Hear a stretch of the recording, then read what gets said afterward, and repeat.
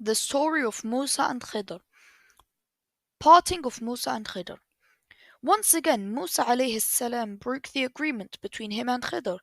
This is where we part company, said Khidr. I will also explain the reasons for what you saw, he said to Musa. As for what I did to the boat, explained Khidr, it belonged to poor people who make their living from the sea. I damaged the boat to save it from an unjust king who was passing by. The king was taking all the good boats that he could find by force. As for the young boy, I killed him to protect his parents who are pious believers. This child would have grown up to oppress, rebel, and disbelieve. His parents would have followed him in his disbelief out of their love for him. Besides, Allah subhanahu wa ta'ala will soon replace this loss with another child. The new child will be more righteous and compassionate than the one I killed. Finally, I repaired the wall because buried underneath it is some treasure that belongs to orphan boys. Their father was a righteous man and he left it for them.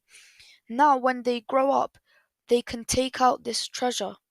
Khidr also explained to Musa alayhi salam that he did not commit these actions through his own wishes.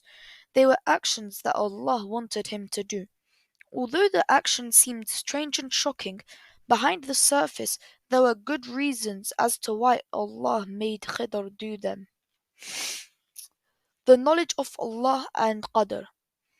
The story of Musa and Khidr teaches us valuable lessons about our understanding of the world.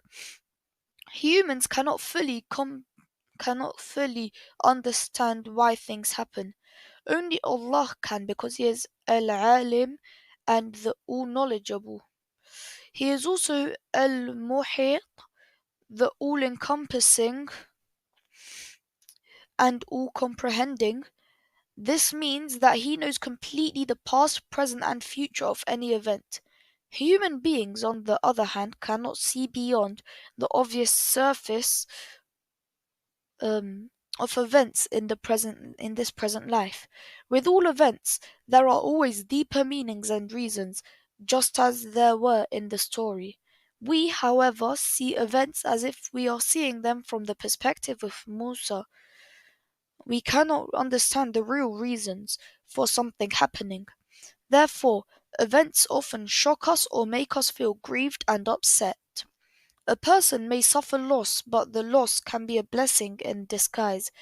Just as Khidr damaged the boat was a blessing for its owners. A person may suffer a loss and remain unaware of what Allah has decided for them in the future. The incident with the boy teaches us that Allah had willed a better child would replace the boy. The parents were unaware of this, but Allah made it clear that He did what was best for them. Finally, we may often be unaware why a good action occurs or think some are undeserving of its benefits, as was the case in the story with the wall. Although repairing the wall did not benefit Musa and Khidr, there was a great blessing in this for the orphaned child. We as human beings cannot grasp the extent of Allah's knowledge about what happens around us. What we know and understand, as Khidr explained, does not even amount to the drops the bird drew from the sea when compared to the vast ocean of Allah's knowledge.